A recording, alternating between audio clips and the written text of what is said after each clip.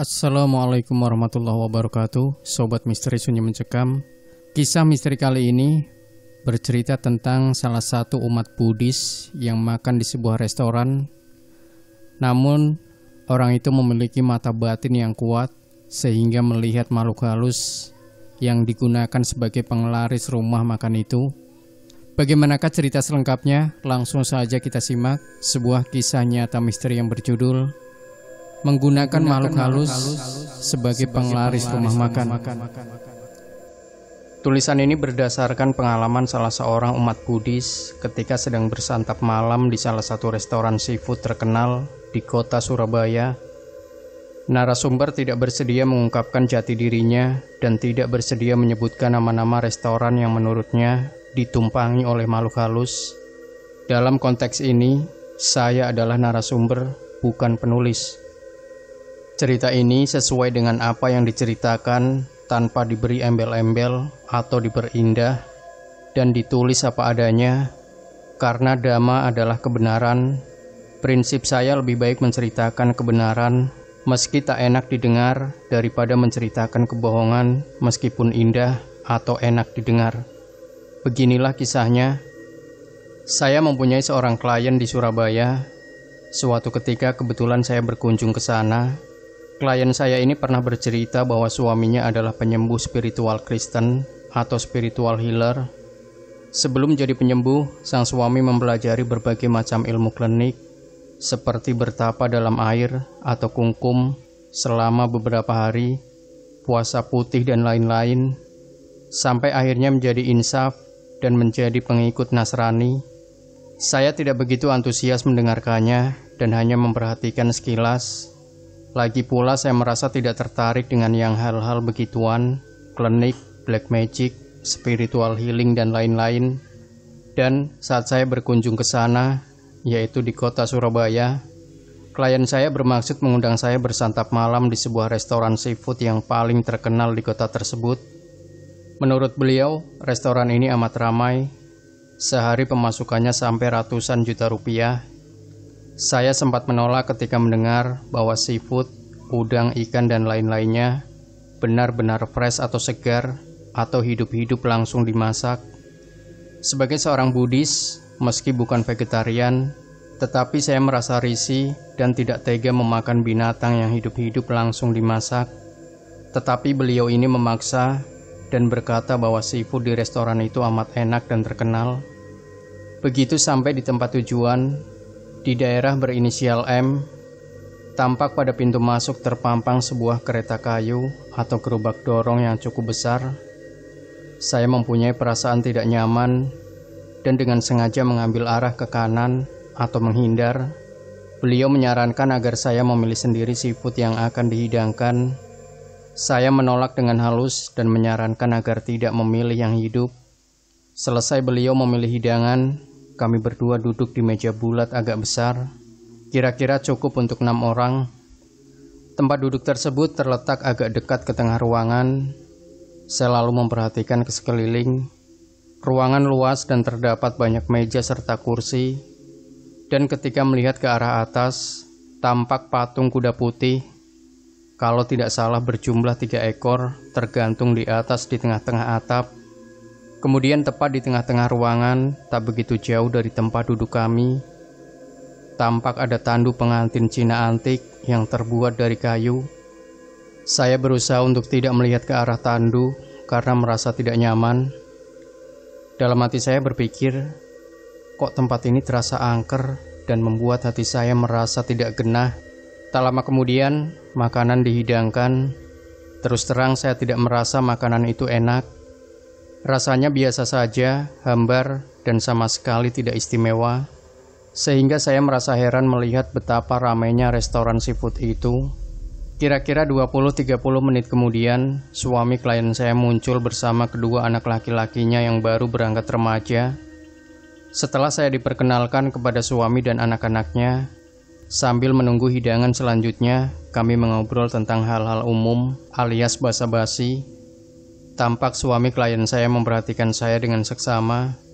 Saya agak heran, lalu dia bertanya, "Bu, coba lihat, ada apa di tandu sana?" Karena saya kaget ditembak secara tiba-tiba, secara spontan saya langsung melihat ke arah tanda. Sebelumnya firasat saya sudah merasakan ada sesuatu yang aneh di sana, tapi saya berusaha tak ambil peduli dan berusaha tak memperhatikan tanduk itu. Tetapi karena kaget, secara otomatis saya melihat dengan mata batin. Meski saya tidak memalingkan kepala, tetap saja mau tidak mau tetap terlihat reaksi spontan. Dan tampak seorang wanita duduk di dalam tandu sana. Dan pada saat itu juga semua bulu kuduk dan bulu roma saya berdiri, dan kedua tangan serta kaki saya dingin. Hati saya tergetar, dan tiba-tiba saya merasakan ada kesedihan amat mendalam di sana pada wanita itu. Suami klien saya terus mendesak dan bertanya. Saya menjawab secara spontan tanpa bisa direm, "Seorang wanita." Lalu ia bertanya lebih lanjut, "Tua atau muda?" Saya jawab muda. "Sudah nikah belum?" "Hampir." Saya jawab hampir karena wanita itu mengenakan baju pengantin kuno, seperti zaman Cina kuno dengan segala ornamen dan atributnya. Sebenarnya saya melihat pada perut wanita itu ada bekas tusukan, berdarah. Rupanya wanita itu dibunuh dalam perjalanan menuju ke tempat upacara pernikahan atau kepelaminan. Mungkin karena kemelekatannya pada tandu alias mati penasaran, maka ia terperangkap di sana selama entah berapa ratus atau mungkin ribuan tahun. Saya amat yakin bahwa wanita itu merasa amat menderita dan sebenarnya ingin dibebaskan dari sana. Tetapi saya tak mampu mengatakan apa-apa atau berbuat apa-apa selain berdoa dan mencoba menyalurkan jasa agar ia bisa bebas dari penderitaannya. Hanya saja pertanyaan-pertanyaan itu membuat saya dongkol karena saya merasa dipaksa melihat sesuatu yang tidak menyenangkan. Saya bertanya, "Apa maksud Bapak bertanya hal-hal seperti ini kepada saya?" Menurut suami klien, ia bertanya karena wanita dalam tandu itu terus-menerus melihat dan memperhatikan saya. Lalu ia melanjutkan dengan berkata, "Coba lihat ke mata saya." Dalam hati saya pikir, kurang ajar sekali. Dan saya tahu maksud dan tujuan dia adalah berusaha menghipnotis saya. Dalam hati saya berkata, emangnya gue takut? Lalu dengan memandang saya, langsung melihat ke bola matanya. Tampak kedua bola mata bapak itu menjadi putih semua. Saya mengeraskan hati dan memperkuat keyakinan saya terhadap Sang Triratana, dan saya merasa yakin tidak akan terpengaruh. Kemudian dia berhenti sambil tertawa dan berkata, "Ibu ini belajar ilmu di mana?" Dan saya jawab dengan sejujurnya, "Tidak, saya tak pernah belajar ilmu apa-apa dan tidak berusaha untuk belajar apapun. Hanya saya pernah meditasi, itu pun tidak rutin dan sebentar, serta tanpa guru, dan sudah lama tidak pernah meditasi lagi." Kemudian suami klien ini mengakui, memang patut diakui, agama Buddha itu hebat. Sebaiknya ibu rajin meditasi. Kemudian dia melanjutkan bercerita mengenai restoran ini. Menurut dia, restoran ini sengaja menaruh makhluk atau wanita di tandu dan setan anak kecil pada kereta dorong di depan supaya laris. Sambil mendengarkan, terasa oleh saya kalau sebenarnya masih ada makhluk-makhluk halus lain yang berseliweran di antara para pengunjung. Dalam hati saya merenung, sebenarnya untuk apa pemilik restoran melakukan hal-hal seperti itu? Ingin kaya? Saya amat menyayangkan pendapat seperti itu. Menyedihkan sekali, mereka tidak sadar akan akibat buruknya, atau mereka secara tidak sengaja membeli barang antik yang sebenarnya ada penghuninya, tetapi mengapa barang-barang itu diletakkan sedemikian rupa? Apapun alasannya, setelah meninggal, suka tidak suka si empunya restoran itu akan menjadi budak dari makhluk-makhluk yang sekarang dijadikan sebagai penglarisnya. Bayangkan, sedangkan makhluk-makhluk itu saja sudah amat menderita. Dan yang lebih menyedihkan lagi, keluarga dari empunya restoran itu, karena turut menikmati hasil uang kotor, hasil dari jasa makhluk tersebut, akan juga menerima akibat buruknya. Kalau saya mengundang biku atau sangha yang pandai ke sana, pastilah si pemilik akan marah besar. Jadi saya juga tidak bisa berbuat apa-apa kecuali menyalurkan jasa kebaikan saya kepada makhluk-makhluk itu. Semoga bermanfaat bagi mereka. Saran saya, sebaiknya jangan memakan makanan di restoran yang memakai makhluk sebagai penglaris, karena makanan tersebut sudah dipersembahkan untuk makhluk-makhluk itu terlebih dahulu. Terkadang, makanan itu sudah dimuntahkan terlebih dahulu oleh makhluk yang berseliweran di sekitar pengunjung. Jadi ya, bayangkan, apakah tidak jijik melihatnya? Janganlah meniru si empunya restoran itu, menggunakan penglaris dengan cara tidak wajar. Hendaknya kita belajar menerima apa adanya. Harta duniawi bukanlah segala-galanya. Nibbana adalah tujuan kita, dan nibbana sesungguhnya berkah tertinggi. Dan saya ingin menghimbau agar para umat Buddhis jangan lupa membagi jasa kepada semua makhluk yang ada di dalam semesta ini, Patidana, dengan membacakan Parita Suci atau Aradana atau Ratana Sutta, Karaniya Metta Sutta, Buddha Nusati, Dhamma atau Sangha Nusati, Jaya Manggala, Kola Manggala atau Patidana. Tidak perlu membakar kertas dan menyajikan buah-buahan. Lebih baik uangnya didanakan untuk Arya Sangha atau sesuatu yang lebih berguna, misalnya untuk anak hidrosefalus, sakit, atau yatim piatu, untuk membangun jembatan rusak, membantu penderita musibah, kecelakaan, dan lain-lain. Kisah ini adalah pengalaman dari seorang umat yang memiliki mata batin atau mata dewa di Pasahu semenjak lahir. Menurut umat tersebut, banyak restoran di Jakarta yang ditumpangi.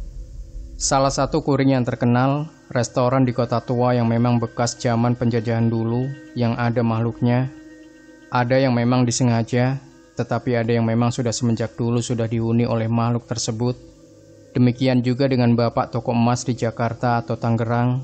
Biasanya resto atau toko tersebut ada 1 hari libur dalam seminggu. Hari tersebut digunakan khusus untuk mempersembahkan sesajen kepada makhluk yang menumpang tersebut. Ada juga money changer di daerah kaki Jakarta Utara yang meminjam jasa Semar Mesem sebagai penglaris. Jadi bukan hanya resto yang bisa memakai jasa peta ini. Jadi berhati-hatilah makan di restoran. Bila merasa tidak genah seperti bulu kuduk berdiri, ada bebauan aneh. Tidak selalu harus bau, kadang wangi bunga. Tiba-tiba angin kencang bertiup, padahal tidak hujan.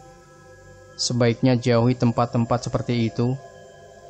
Cerita ini bukan bertujuan untuk menakut-nakuti, tetapi lebih untuk meningkatkan kewaspadaan kita. Sekali lagi, percaya atau tidak, terserah Anda. Dan mohon maaf bila tidak berkenan di hati Anda. Semoga bermanfaat bagi Anda. Paling tidak membuka wawasan kita bahwa setan itu ada, dan tidak seperti perkiraan orang pada umumnya, bahwa setan itu berada di neraka. Tidak, pendapat itu tidak benar. Meski tidak memiliki alam sendiri, tapi setan tidak berada di neraka. Setan itu berada di dunia ini dan bertempat tinggal di hutan, gunung, kuburan, rumah tua, terkadang rumah yang dihuni oleh manusia. Hanya saja mereka kasat mata sehingga kita tidak menyadari keberadaan mereka. Maka dari itu, jangan buang hajat atau kencing sembarangan. Misal di pohon besar yang seringkali berpenghuni. Bila merasa terganggu, setan juga bisa membalas dendam. Dan ada beberapa jenis setan yang memiliki kesaktian maridika, sehingga bisa menyalin rupa, menampakkan diri, menakuti orang, dan lain-lain. Demikian Sobat Misteri Sunyi Mencekam. Tinggalkan komentar Anda, like, share video ini, subscribe channel Sunyi Mencekam, dan nantikan terus cerita-cerita misteri terbaru dari kami. Wassalamualaikum warahmatullahi wabarakatuh.